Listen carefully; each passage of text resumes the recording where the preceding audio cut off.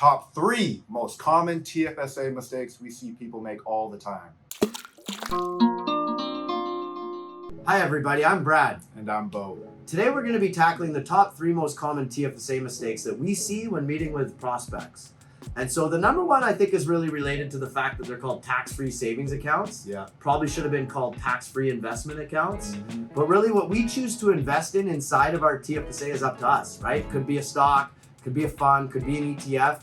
But what we commonly see is a lot of people who actually hold high interest savings accounts inside their TFSAs. And so, given the current low interest rate environment, like what's a common rate you're seeing on high interest savings accounts? Typically 2-3% if you're lucky. 3% is a pretty good rate on a high interest savings account. And so the whole beautiful thing about a TFSA is that when we invest inside there and we earn money on our investments, we have investment growth, that money is tax free, right? Yeah. And so we're limited to how much we can put into our TFSA. And if we're earning 2% on that amount or 1% on that amount, how much tax are we really saving? Not much. Right? So, obviously we want to consider our clients' goals or the prospect's goals, but within the context of their overall portfolio, maybe it's better off that we hold some of the higher potential or higher growth assets inside the TFSA rather than just a high interest savings account. Well said.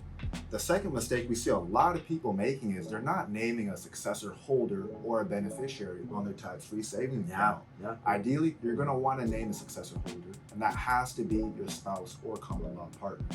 Now, if you happen to pass away, the full amount of your tax-free savings account would join with your spouse's or common law partner's tax-free savings account, and it would just become bigger and continue to go tax-free. Now, if you don't have a spouse or common law partner, please make sure you designate a beneficiary. That way, that money, it doesn't go through your estate, isn't subject to probate, doesn't get put on public record, and it could take a potentially long time to get paid out. Essentially, if you do have a beneficiary, it goes straight to them. Yeah, paid out nice and quick. Yeah, absolutely.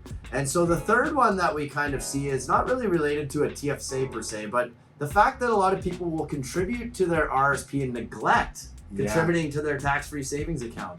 And so, what more commonly we see with our clients, or a strategy that we often employ, is rather than just putting money blindly into the RSP, which really is going to be earmarked for retirement with the exception of the lifelong learning plan or the home buyer's plan, you may want to consider kind of funding your TFSA and your spouse's TFSA first. And then at the end of the year, when you have much greater clarity around what your tax rate is and what your income is, then you can use the TFSA. You can withdraw funds from the TFSA. You get that contribution room back the following year, and you can use those funds to make an RSP contribution on a strategic basis, right? And that tax-free savings account, if we fund it first, it's going to help us, whether that goal be, the trip of a lifetime. It's going to be available if there's an emergency, or if you need to lend money to your business or whatever that looks like. But once you put it into the RSP, for the most part, it's really earmarked for retirement, and you're not going to take it out to meet those other kind of goals that you may have. Exactly. And those are our top 3 most common TFSA mistakes we see a lot of people making. We want to thank you for joining us on this video today. If you did find the information helpful, please make sure to like and subscribe to our channel. Yeah, and you can hit that bell icon below as well, which will keep you notified of any future content or videos that we post.